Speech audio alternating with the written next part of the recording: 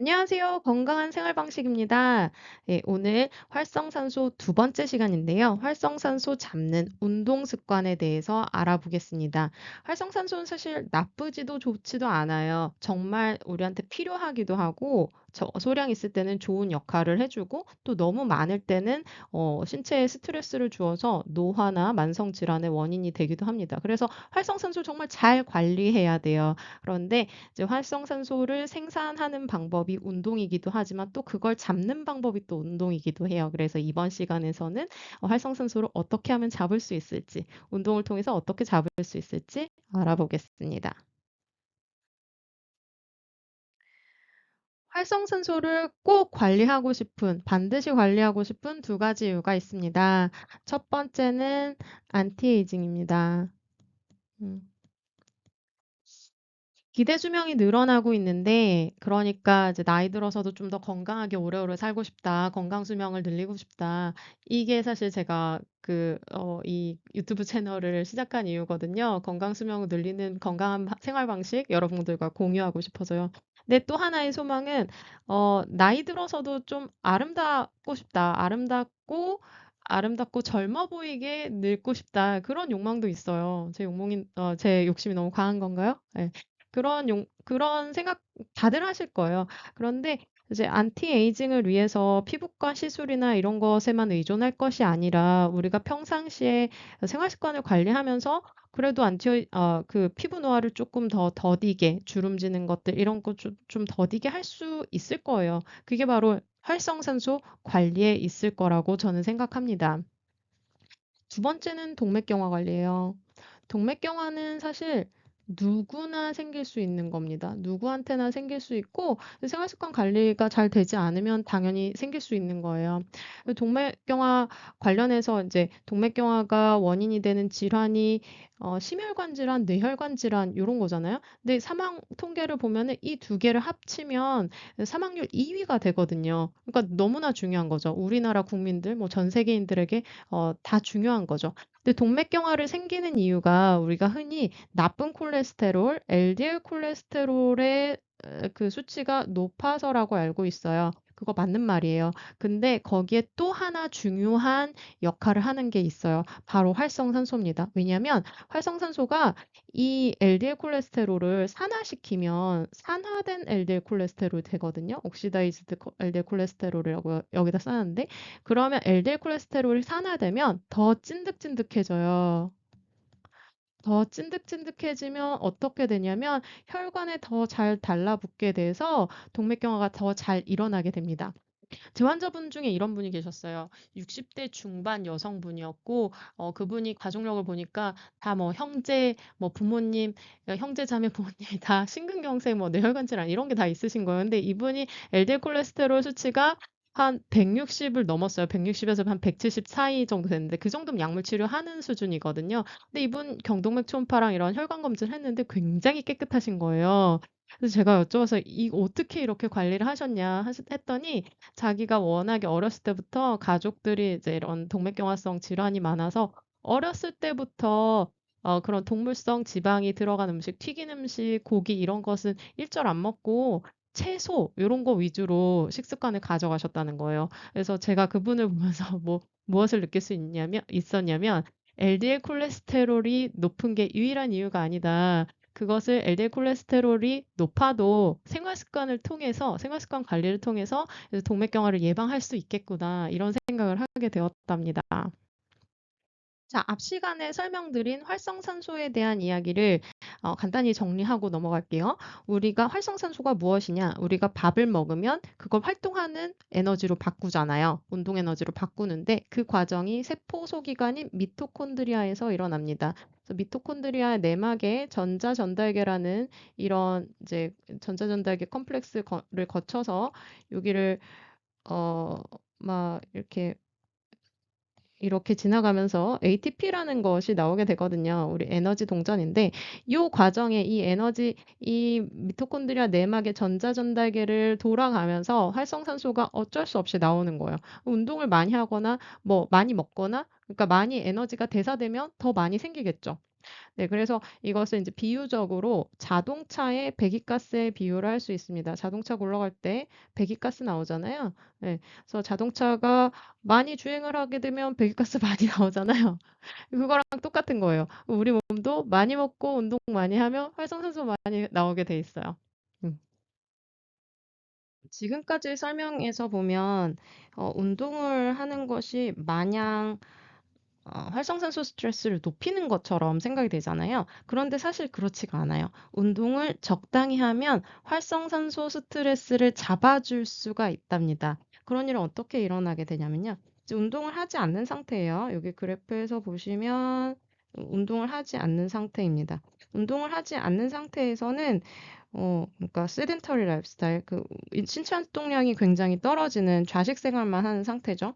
그럴 때는 이제 산화 스트레스가 너무 얻게 돼요. 산화 스트레스가 얻게 되고 이런 상태는 운동을 안 하거나 아니면 항산화제를 너무 많이 먹거나 아니면 내 몸이 항산화 효소를 많이 발현하거나 이런 상황에 의해서 발생해요. 근데 운동을 하기 시작하면 이제 활성산소가 생기거든요.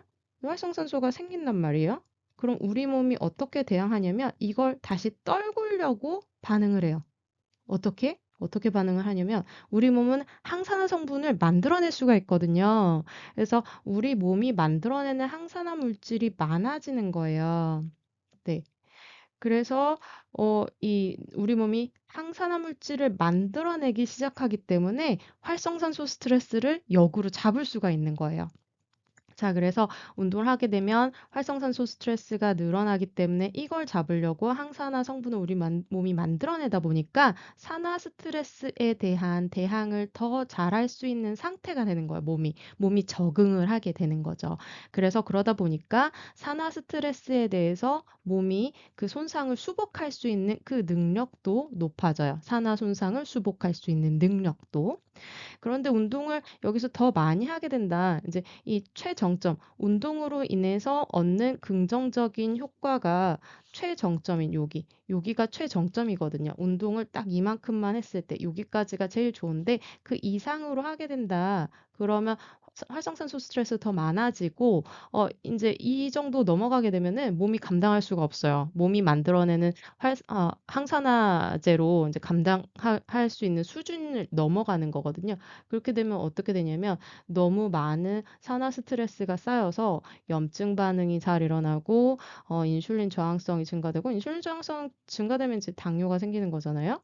그리고 미토콘드리아가 버든이 많아져서 미토콘드리아에 부담이 많아져 가지고 이제 작동을 잘 안 하게 이상 작동을 하게 되는 그런 상태에 놓이게 됩니다. 그래서 요거를 이제 호르메시스라고 하잖아요. 호르메시스는 약간의 독성 물질이 이 오른쪽 위에 그래프에서 보면 약간의 독성 물질이 살짝 주어지면 오히려 건강에 이로운 반응을 보여주는 약간의 독성이 우리 건강을 유지하는 데 이롭게 작용한다는 그리고 어느 임계점 이상이 넘어갈 때 그때 독성 반응이 나타나는 거. 이 반응을 호르메시스라고 하거든요. 그래서 운동이 이런 식으로 호르메시스 반응을 보여요. 그런데 운동에 의해서 발생하는 호르메시스 반응이 조금 커브가 살짝 귀여워요. 그 오른쪽 위에 있는 이것은 그냥 호르메시스 일반 독성 물질을 가지고 호르메시스 커브를 그린 건데요. 약간 이제 있을 때 조금만 있을 때 좋은 효과를 보이는 이런 식으로 표현되잖아요. 그리고 어느 임계점 지나가면은 독성 반응이 많아지는 걸로. 근데 운동에 의한 호르메시스는 어떻게 되냐면 운동을 하지 않을 땐 오히려 안 좋아요. 이게 올라가죠. 예. 그래서 여기 0점으로 제로 포인트로 나오는 게 제로 포인트가 되는 게 살짝 조금 여기 차이가 있다. 이 수준으로 차이가 있다. 요 차이가 있더라고요. 그래서 이 그림을 그린 사람이 이런 것까지 다 고려했구나. 운동을 하나도 하지 않는 것은 좋지 않은 상태를 이렇게 그림으로 이렇게 표현을 했습니다. 그래서 귀엽죠. 그래서 운동을 하나도 하지 않는 것은 건강에 해롭습니다. 그래서 운동을 어느 정도 해야 됩니다. 자, 그래서 운동을 하게 되면 이 호르메틱 리전, 운동에 의한 호르메시스 반응에서 긍정적인 효과가 나타나는 이 구간에서 어떤 효과가 나타나냐면 헬스 에이징, 건강하게 나이 드는 효과. 그래서 머슬 그로스 앤 스트렝스. 근육의 발달하고 근육의 힘이 증가하고 카디오바스쿨러 피트니스, 심혈관계 기관이 건강해지고 본 덴시티, 골밀도가 높아지고 메타볼릭 헬스, 대사적인 건강이 증진된다라고 합니다. 이렇게 활성산소 스트레스가 높아지는 게 오히려 활성산소 스트레스를 줄여줄 수 있다는 이 역설적인 관계를 실험으로 보여주었던 그런 연구가 있습니다. 이제 C 엘레강스라고 해서 그 굉장히 작은 소형동물이거든요. 소형동물 가지고 한 연구인데 이 RNA 이게 이제 어떤 유전자를 낙하시키는 거예요. 유전자가 작동이 못하게 이제 죽이는 거죠. 그래서 어떤 유전자를 그 작동이 못하게 했는데 그 유전자를 작동을 못하게 하면은 활성산소 스트레스가 올라가는 그런 유전자를 작동을 못하게 했어요. 그래서 이 유전자 작동 못하게 했더니 활성산소 스트레스가 올라가는데 그런데 이상하게 올라가다가 어느 정점에 이르더니 다시 떨어지는 거예요. 요런 게 관찰이 됐어요. 근데 같은 실험을 했는데 요번에는 이것을 이제 이 유전자가 작동하지 못하게 하면서 엑소지너스 안티옥시던트 외부에서 항산화제를 넣어 주었어요. 넣어 주었더니 이런 커브 반응이 안 일어나는 거예요. 활성산소 스트레스 올라가지도 않고 올라가는 반응도 없어졌죠. 올라가는 반응 그리고 내려오는 반응 이 모든 게 없어졌다는 거예요. 이게 나타내는 이 실험이 얘기해 주는 게 뭐냐면 어떤 우리 생명체는 활성산소 스트레스가 올라가면 어떤 세포에 생명체에 스트레스 환경이 주어지면 이것을 이겨내기 위한 활동을 한다는 거예요. 이겨내기 위한 작동이 일어난다는 거예요. 그래서 그 작동으로 활성산소 스트레스에 대응할 수 있는 그 생체 반응이 일어나기 때문에 이것을 그 생명체가 자신의 힘으로 떨굴 그런 능력이 개발된다는 거죠. 근데 그것을 이제 처음부터 항산화 성분을 넣어줘 가지고 활성산소를 중화시켜 버리게 되면은 그런 좋은 반응이 일어날 수 없다는 것을 의미합니다. 네. 그래서 연구를 참고했을 때 이제 운동에 입각해서 생각한다면 운동을 하기 전에 항산화 성분을 먹는 것은 그렇게 좋지 않을 수 있다. 운동하신 다음에 저는 이제 운동하기 전에 먹는다기보다 운동이랑 상관없이 어 운 먹거든요. 그래서 항상 좀 이제 적당한 스트레스가 유지되도록 하는데 특히 만약에 항산화제를 먹는다면 언제 먹냐면 운동하고 나서 좀 피곤할 때 그때 오히려 먹어 줘요. 피로 개선 잘 되라고. 네 그런 식으로 운동을 하시고 항산화제, 영양제를 꼭 드시겠다면 그 드시는 시간을 좀 조절하실 수가 있어요. 그래서 우리 몸이 활성산소를 생성시키는 과정, 생성시키는 그 작용은 마치 그 예방접종을 하는 것에 또 비교가 될 수 있다고 해요. 활성산소를 운동을 통해서 우리가 생산해 나잖아요. 근데 그게 예방접종을 맞는 것처럼 그런 과정에 비교할 수 있는데 왜냐면 활성산소가 우리 몸에서 생성이 되면 엔도제너스 스트레스 디펜스 메커니즘 우리가 내인적으로 스트레스에 대항할 수 있는 그 방어 체계가 작동한다는 겁니다. 그래서 활성산소 스트레스를 떨어뜨리고 스트레스 디펜스 스트레스에 대한 대항 능력을 함양시키고 더 올리고 그 결과 건강과 수명이 증진된다. 건강과 수명이 개선되는 이런 결과를 가져온다고 합니다. 예방접종도 마찬가지잖아요. 예방접종이 약간 독성 물질을 넣는 거죠.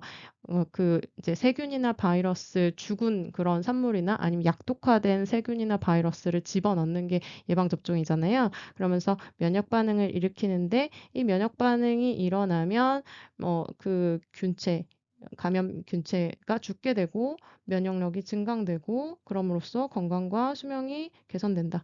예. 그래서 이렇게 두 개를 비유하는 이런 내용이 있었습니다. 이것도 좀 흥미로웠고요. 그래서 우리가 운동을 하게 되면 활성산소라는 것을 만들어내는데 이게 미토콘드리아에서 에너지 대사 과정에서 만들어지고요. 근데 이게 활성산소 만들어지는 것에서 끝나는 게 아니에요.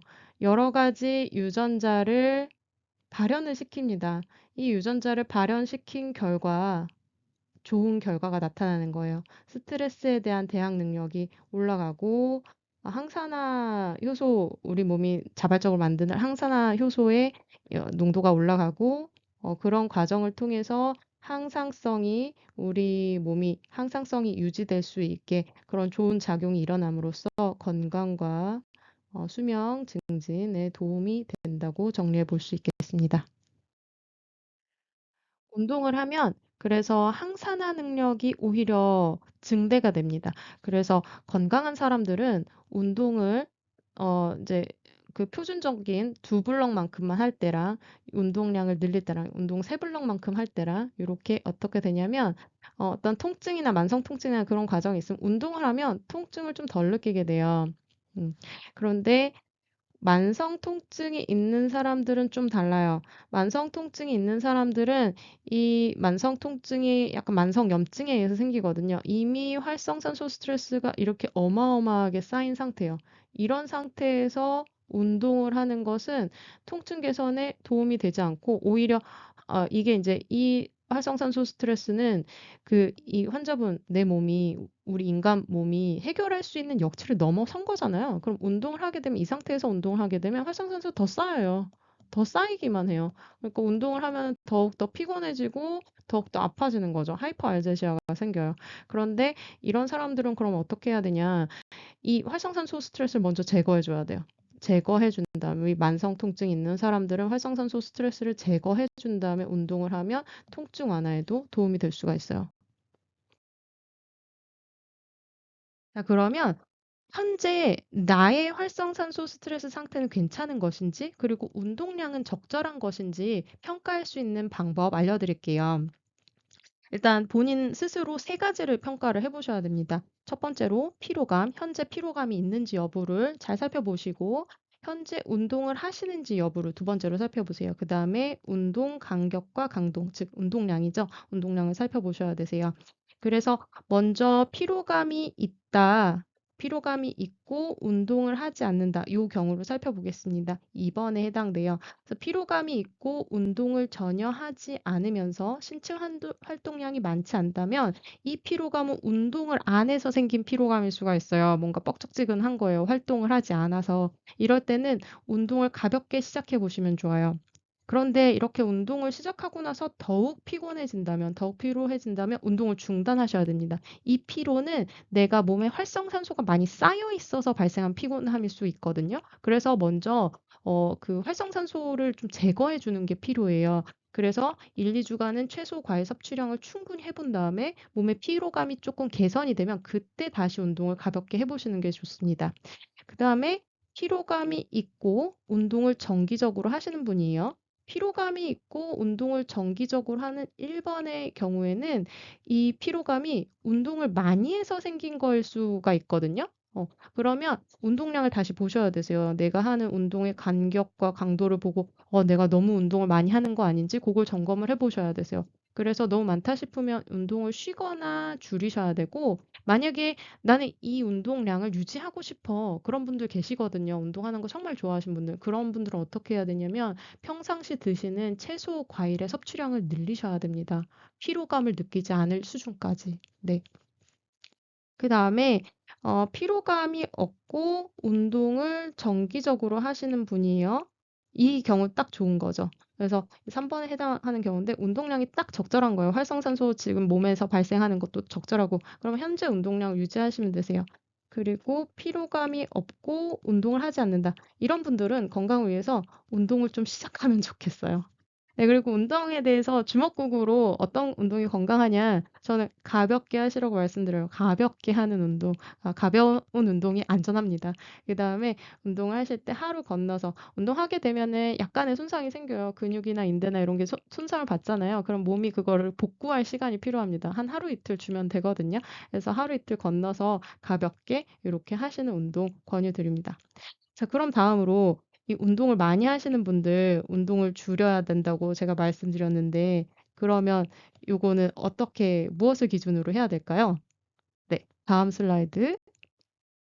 그 기준은 국가가 제시하는 한국인을 위한 신체 활동 지침서를 따르시면 됩니다. 이제 한국인을 위한 신체 활동 지침서에서 적절한 운동 이렇게 정의하고 있어요. 유산소 운동은 중강도 운동으로 일주일에 150분. 만약에 이게 고강도 운동이라면 75분만 하시면 되세요. 절반만 하시면 되세요. 중강도 운동이 어떤 거냐면 여기에 나와 있어요. 심장 박동이 조금 빨라지거나 호흡이 약간 가쁜 상태. 보통 중강도 운동 하시거든요. 고강도 운동까지 하시는 분들 많지 않죠. 어, 근데 이제 중강도 운동은 빨리 걷기, 자전거 타기, 배드민턴, 청소, 등산, 수영 연습 요 정도 됩니다. 그래서 그런 걸로 한 150분 정도 하시는 거예요. 그다음에 근력 운동은 대근육 중심으로 2-4회, 주에 2-4회 정도 하는 겁니다. 그래서 요 기준으로 봤을 때 자기가 뭐 본인이 2배 이상 하고 있다. 그럼 사실 많이 하고 있는 거거든요. 그럼 좀 줄이셔도 되세요. 근데 이거의 절반에도 못 미치게 하고 있다. 그러면 너무 적게 하시는 거예요. 조금 더 늘리시면 좋습니다. 네, 이번 영상 시청해 주셔서 감사드리고요. 다음 영상에서는 활성산소를 잘 관리하려면 채소를 얼마나 많이 먹어야 되는지 요거 한번 알아볼게요. 네, 감사합니다.